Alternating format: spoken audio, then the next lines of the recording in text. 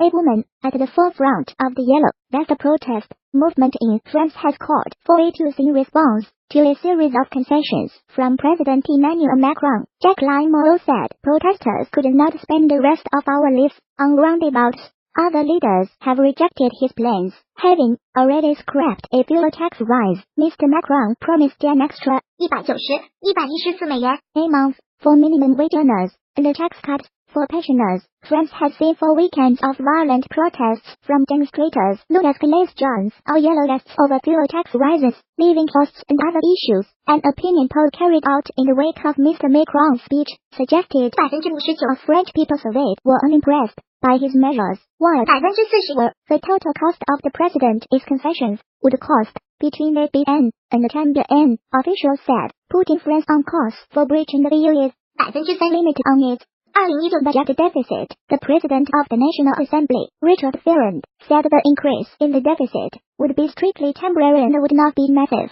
The Macron government had planned a 2% deficit, but Mr. Ferrand insisted France would rediscover a rhythm below 3% from the following year. The biggest premise was on the minimum wage, OSMIC, initially described as a monthly increase. In the SMIC, it became clear that the government instead intended to speed up a planned increase in a supplement for minimum wage earners known as an activity premium.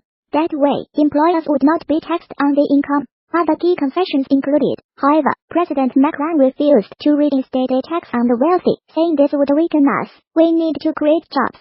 Other reforms to pensions, unemployment benefit and public spending would go ahead as planned, he said. Prime Minister Edouard Philippe was set to spell out the proposal through the National Assembly on Tuesday, a week after he first suspended the fuel tax rise and then scrapped it altogether. France U-turn after fuel tax rise protests. Police sources told French TV news channel BFM TV that 170 protests were still taking place on Tuesday, involving 45 road blockades and fewer than 2 million people. The most receptive response to Mr. Macron's speech came from Jacqueline Moreau, whose viral video complaining about fuel taxes is thought to have kick-started the Yellow Vest movement. We now have to get out of this crisis, she said. An estimated 23 million French viewers watched Mr. Macron's TV appearance on Monday night. Other protest leaders were more combative. Maxime Nicole, whose videos have been shared by protesters, said it was too little, too late.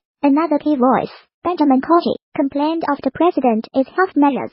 Is all very well for minimum wage types, but what is in it for all the middle earners struggling under enormous financial pressure? Employers' organization MEDEF praised the measures because they were focused on people's purchasing power, but did not target businesses themselves. One of the president's key allies, modern party leader François Bayrou, praised Mr. Macron's proposals as a change of era, not merely for his presidency, but in the context of the past 50 years. You cannot have economic progress without social justice if every citizen does not feel involved, he said. The protesters began as a grassroots French provincial movement with people donning high-visibility yellow jackets, which by law must be carried by every vehicle. In France, anger at planned fuel tax rises then included broader issues involving family struggle to make ends meet, with calls for higher wages, lower taxes, better pensions, and easier university entry requirements. Big protests in central Paris turned violent, and there are calls for a fifth Saturday